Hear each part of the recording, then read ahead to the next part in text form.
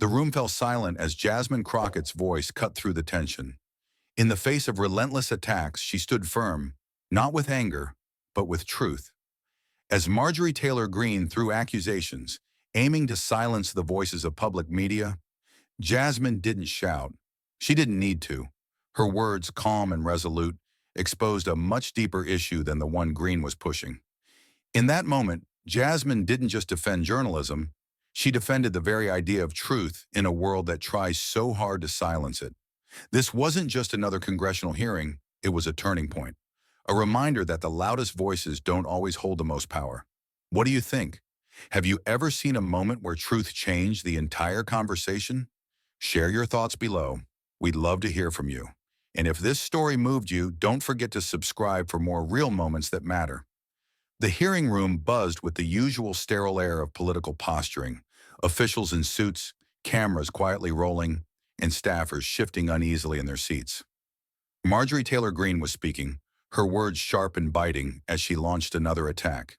The room had become her stage, the audience her audience, and the witnesses mere props to be played with for her own political theater. "You said Donald Trump was a deranged sociopath," she snapped, her eyes gleaming with the calculated rage that seemed to fuel her every word.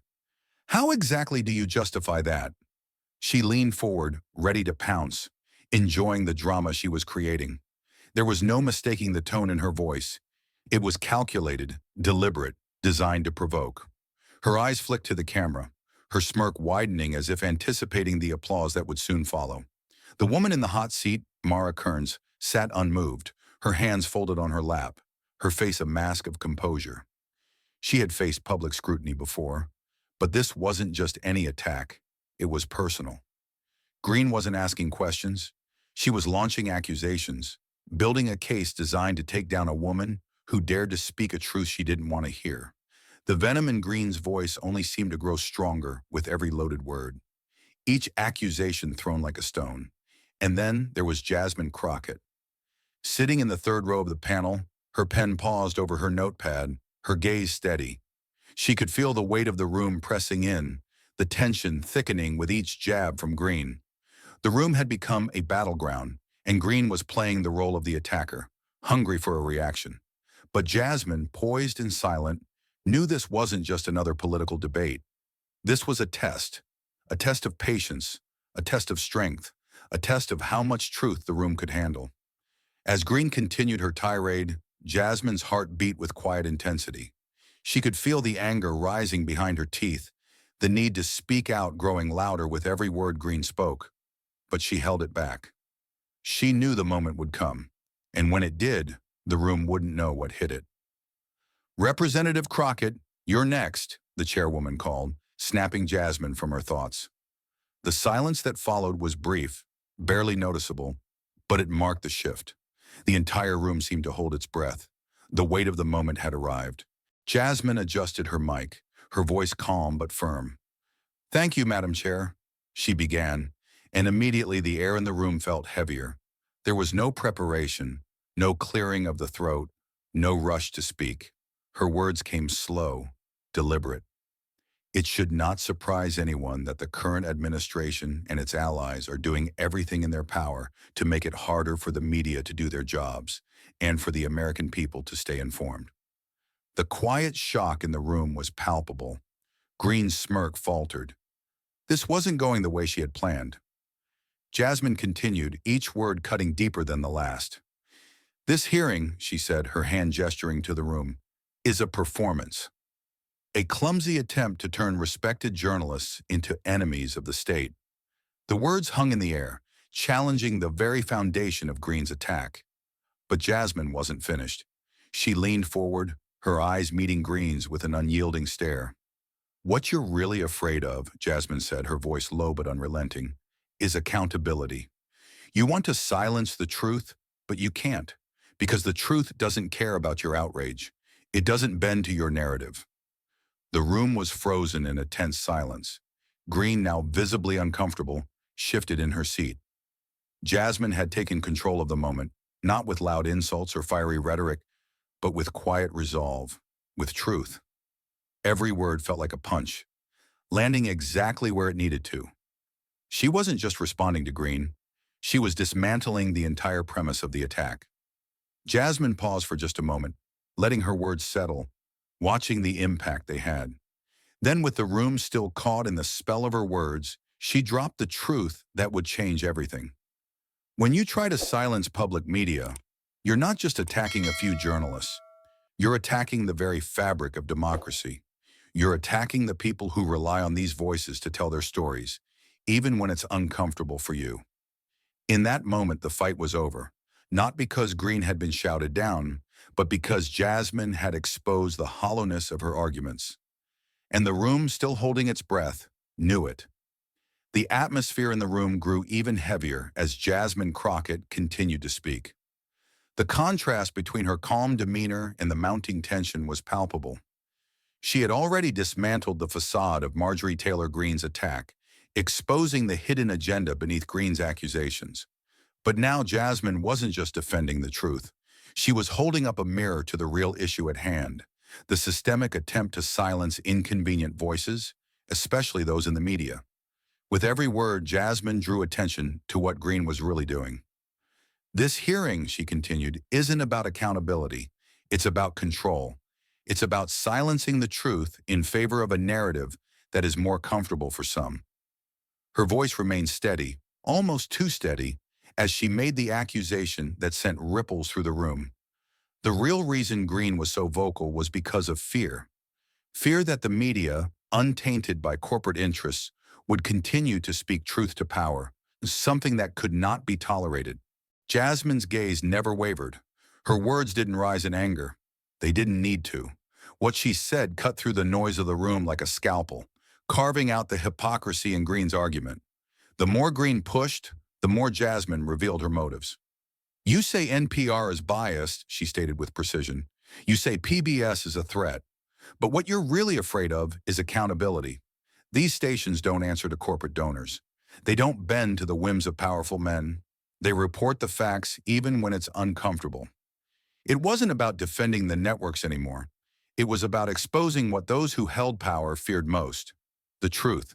And Jasmine wasn't going to let that truth be buried under a mountain of outrage. The room seemed to hang on her every word. Staffers shifted uncomfortably, unsure of how to react, while Greene's confident posture began to crack. The smirk she had worn earlier faded, replaced by the realization that she had underestimated her opponent.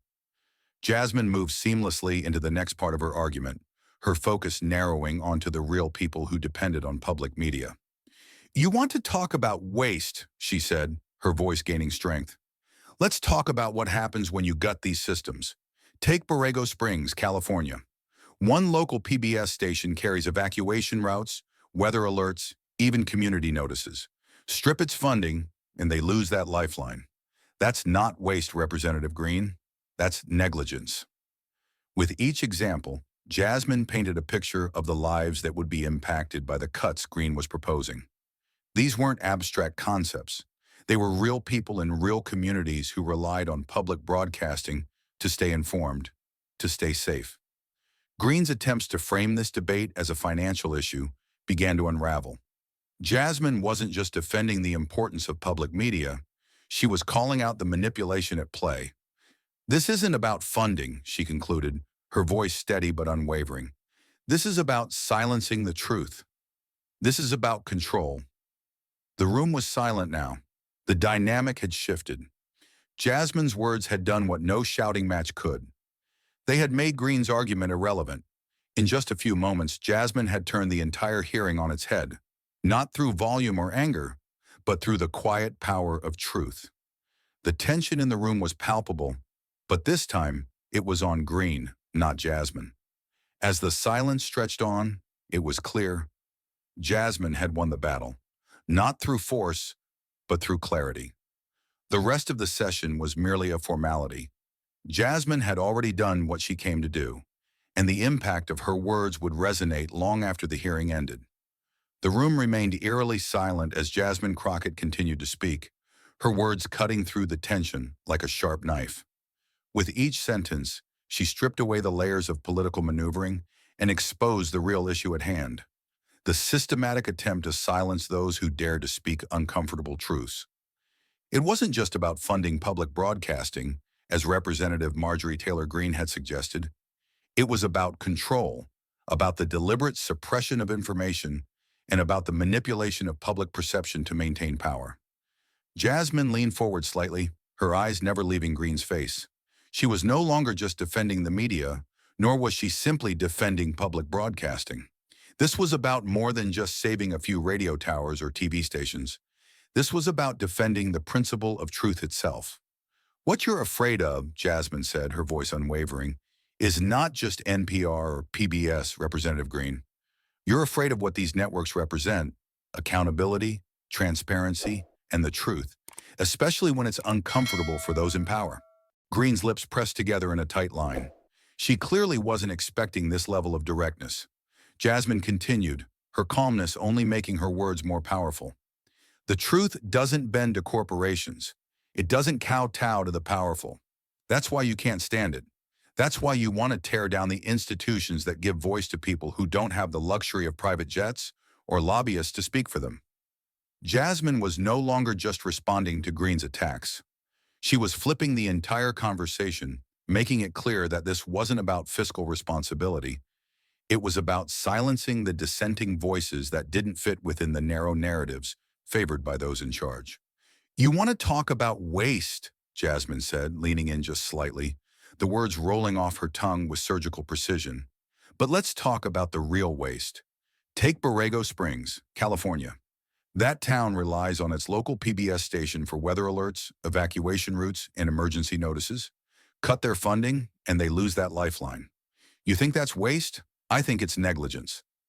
The room shifted as Jasmine spoke, the weight of her words settling over the committee like a heavy blanket. Greene, for the first time in the hearing, seemed less certain of herself. Her posture had stiffened, the self-assured air she had carried with her all day beginning to crack under the weight of Jasmine's relentless truth. You say NPR and PBS spread dangerous ideas, Jasmine continued, her voice cool but sharp. But what you're really afraid of is what they represent. Journalism that holds power to account, no matter how uncomfortable the truth is. You can't control that. You can't spin that. And that's why you're attacking them. Not because of any budgetary issues, but because you're afraid of accountability. There was a pause, a long one. The entire room seemed to hold its breath, waiting for Greene to respond. But she didn't. Instead, she shifted uneasily in her chair, her fingers tapping nervously on the desk in front of her. Jasmine's calm, fact-driven approach had put her on the back foot, and it was clear that Greene wasn't used to being questioned like this, especially not in such a calm, unwavering manner. Jasmine, sensing the opening, pressed on. You want to talk about accountability? You want to talk about who's wasting taxpayer money? Let's talk about what happens when you strip away funding for services that people in small rural communities rely on. You're not just cutting a budget, Representative Greene. You're cutting access to the very information that could save lives in places like Iowa, Kansas, and Arizona. She turned her attention back to the witnesses seated at the table. Ms. Kearns, Ms. Landers, in your experience, have you seen the direct impact of public media on people's lives, especially in rural areas? Yes, Congresswoman, Kearns responded.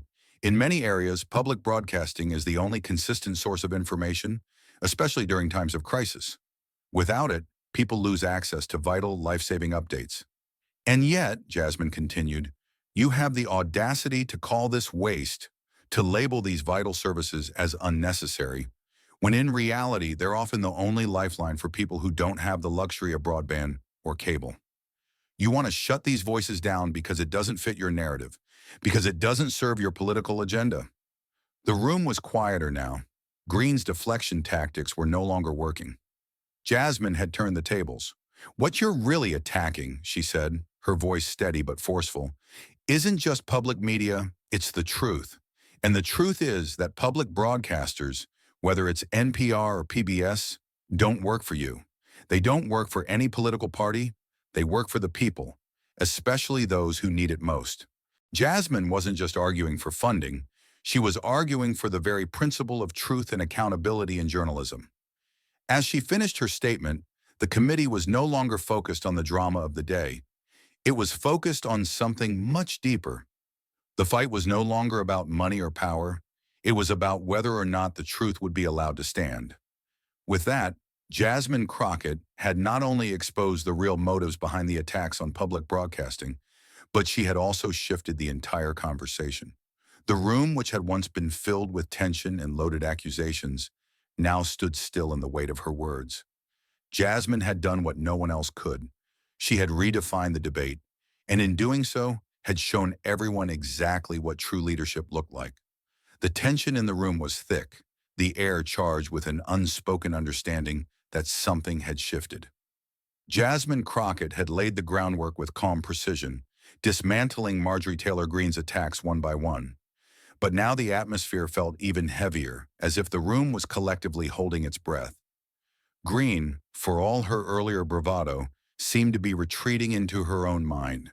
She had been so sure of herself before, but now her words faltered, her body language stiffened, and she wasn't quite as sure as she'd been when the cameras first rolled. Jasmine, though, wasn't finished. She wasn't satisfied with merely exposing the hypocrisy at play. No, her goal was much bigger than that. This wasn't just about one debate or one hearing.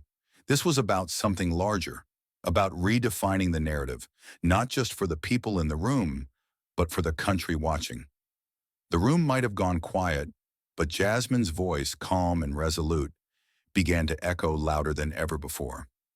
"You talk about waste, Representative Greene," Jasmine continued, her words cutting through the quiet like a knife. "But let's talk about what happens when you strip away the very resources that some of the most vulnerable people in this country rely on." She paused, letting the weight of her words settle. In rural areas across the United States, public broadcasting is more than just a service. It's a lifeline. And when you attack it, you're not just cutting funding, you're cutting access to critical information that could save lives. Jasmine's gaze never wavered as she continued, her eyes locked on Greene. She wasn't looking for a fight. She wasn't searching for applause. She was stating facts, uncomfortable, undeniable facts. "You want to talk about accountability, Representative Greene? Let's talk about accountability. You want to silence voices that don't serve your agenda? You want to tear down organizations that have spent decades fighting for the truth? You want to strip funding from the very organizations that give people in small towns a chance to know what's happening in their world? That's not accountability. That's control." The room shifted again. Jasmine's voice was steady, but it had become a force, one that couldn't be ignored. The impact of her words wasn't just felt in the room, it was being felt beyond the walls of the hearing.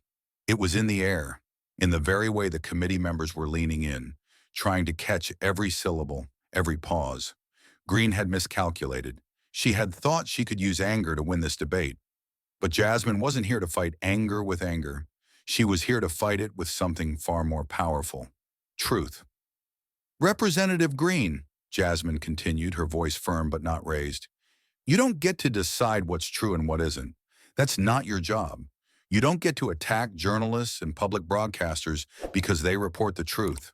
And you certainly don't get to make these decisions for the millions of people who rely on these stations to stay informed." There was no shaking in Jasmine's voice, no wavering. She was a rock, standing in the midst of the storm Greene had created, refusing to be swept away.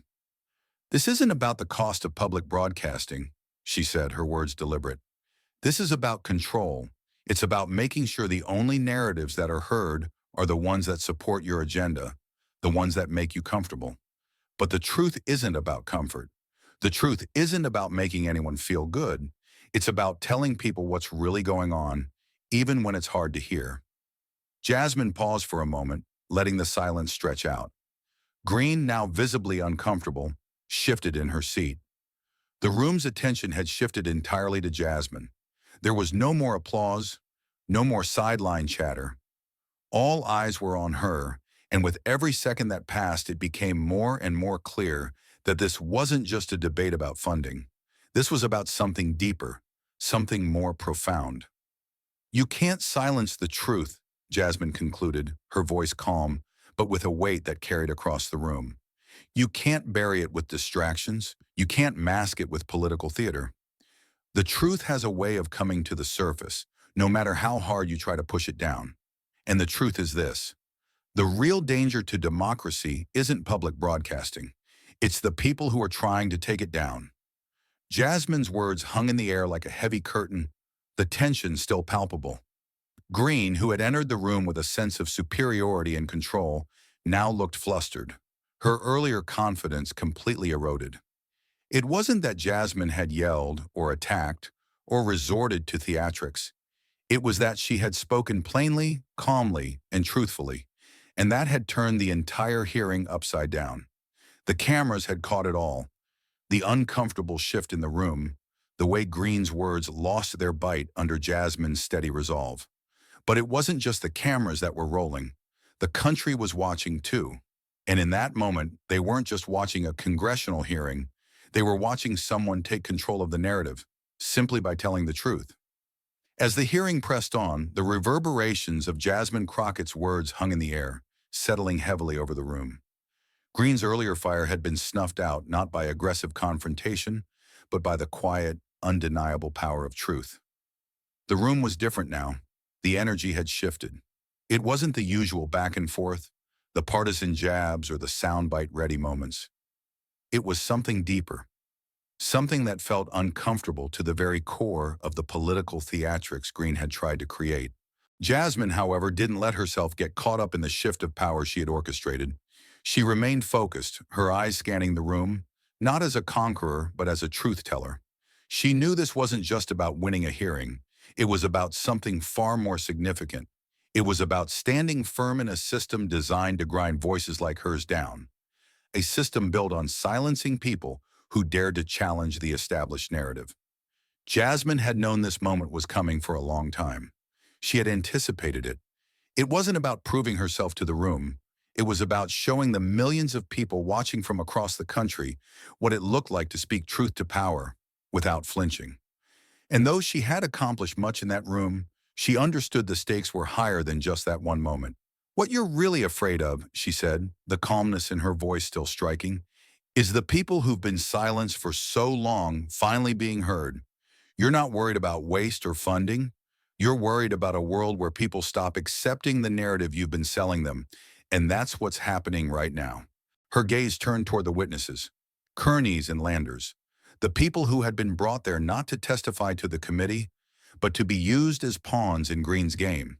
Their faces were still, but Jasmine could see the slight nods, the unspoken gratitude for the way she had shifted the conversation.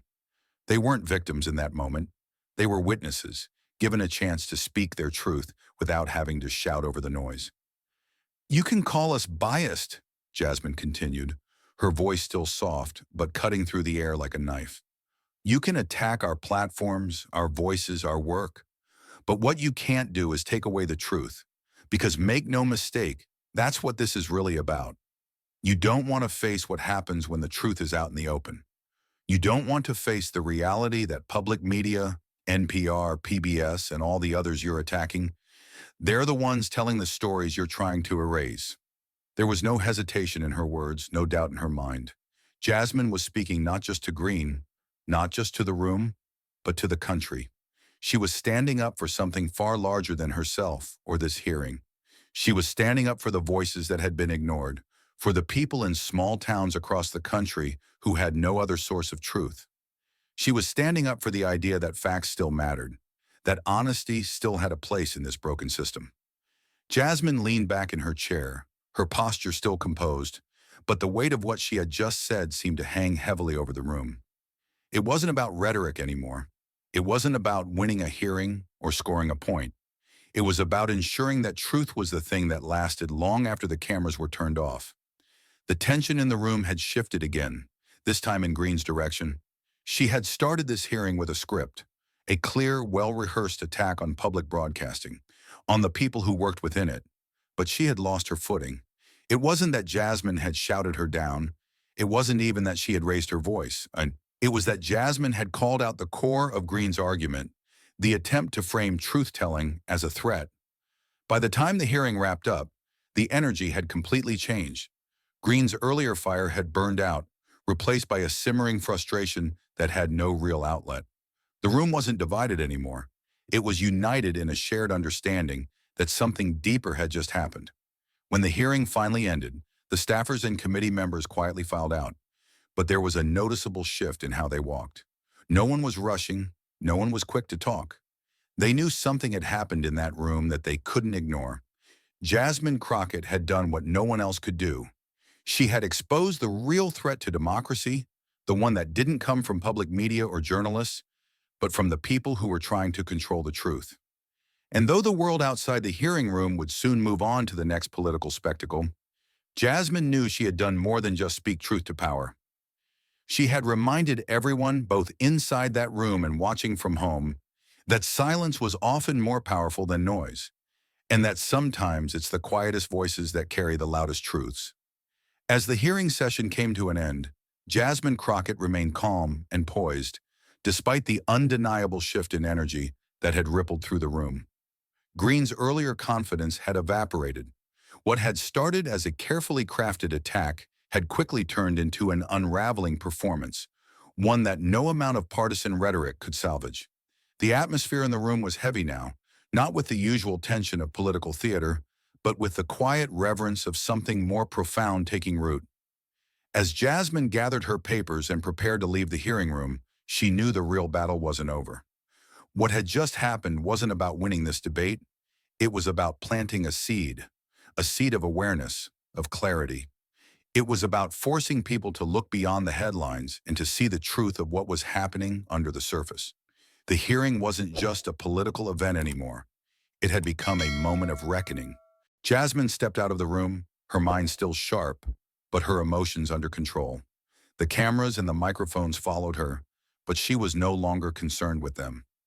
She had already done what needed to be done. She had made her point, and more importantly, she had made it clear that she wasn't going to back down. The truth, as uncomfortable as it might be for some, wasn't something to be twisted or ignored. It was something to be honored. Outside, the cameras didn't stop flashing.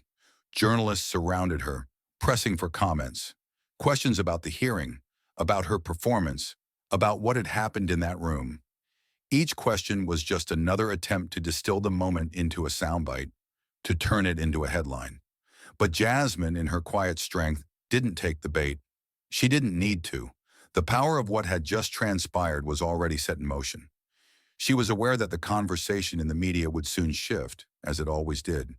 There would be new controversies, new headlines, and new attacks. That was the nature of the political world.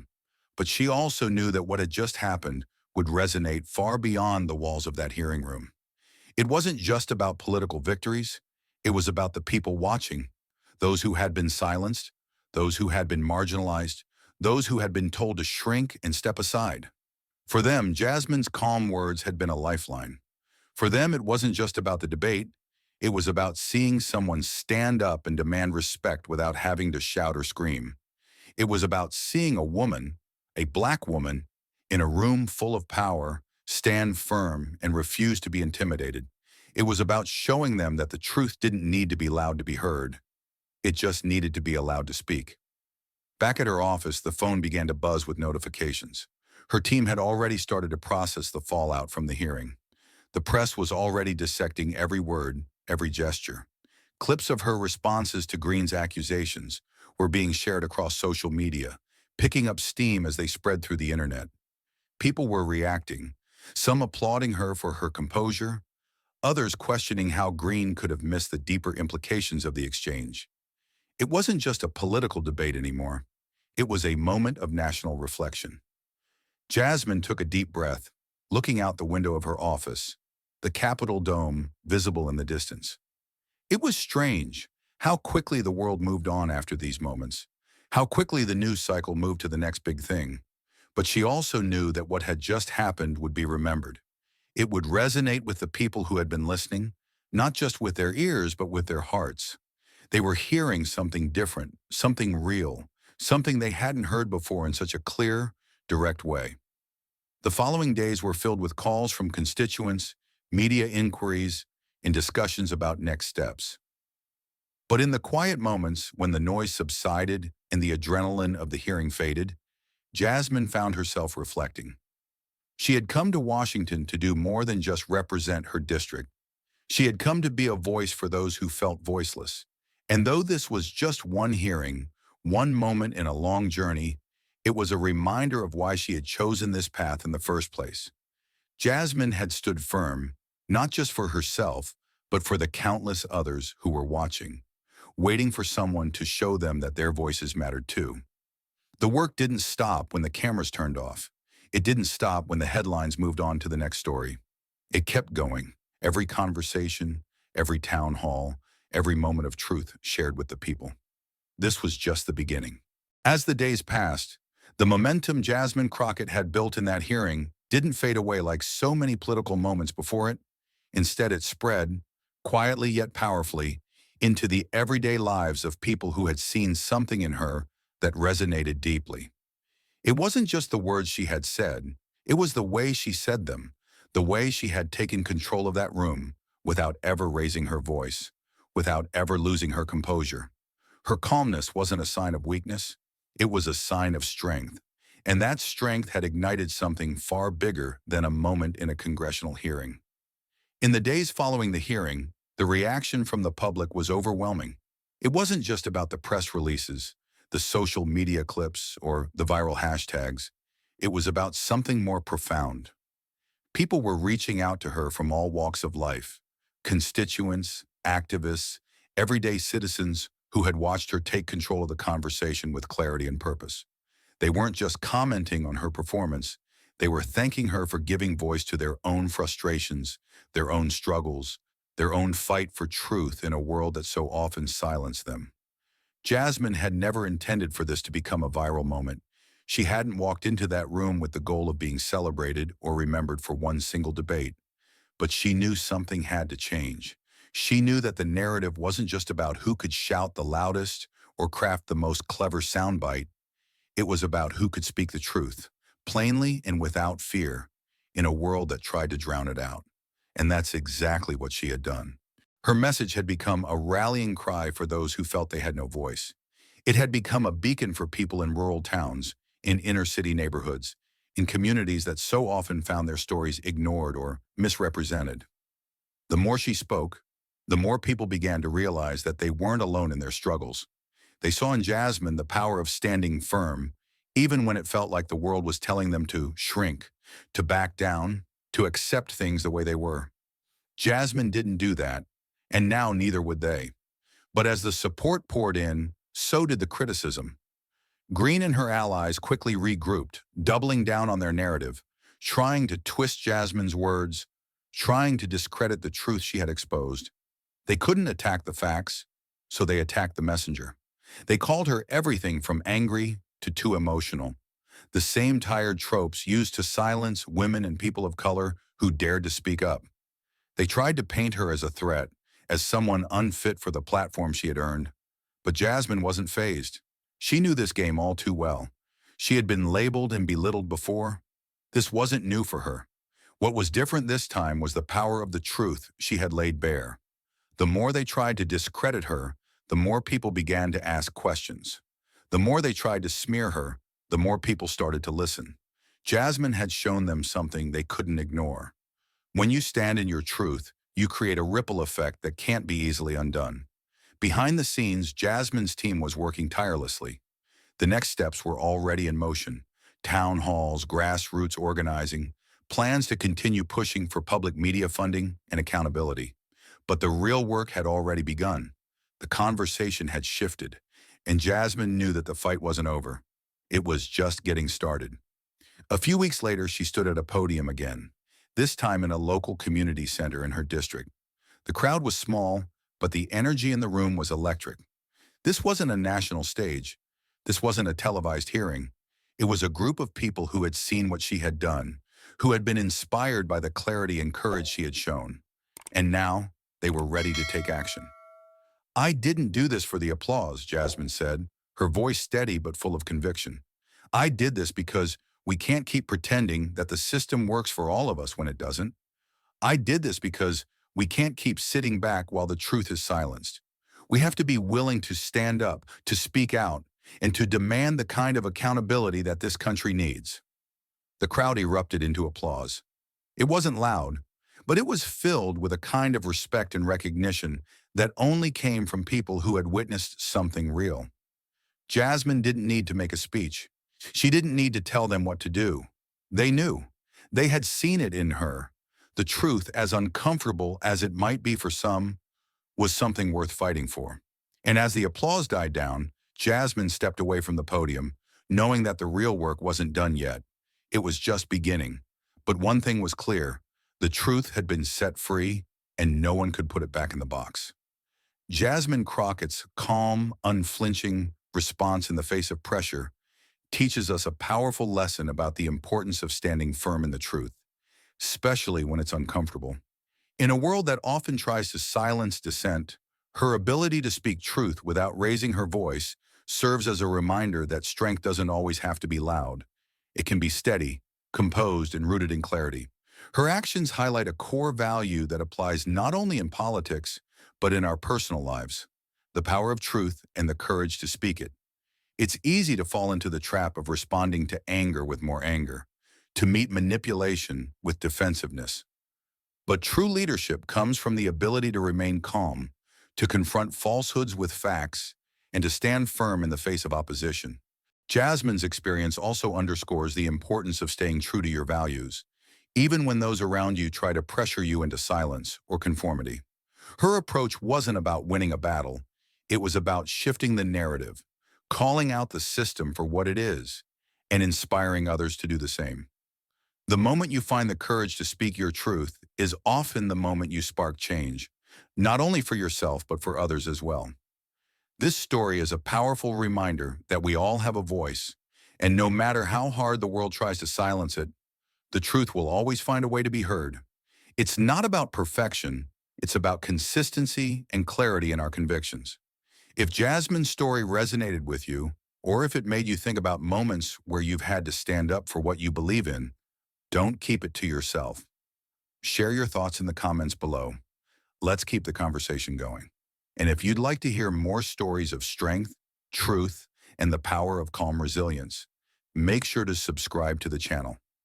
Your voice matters, and together we can continue to build a community that values authenticity and truth.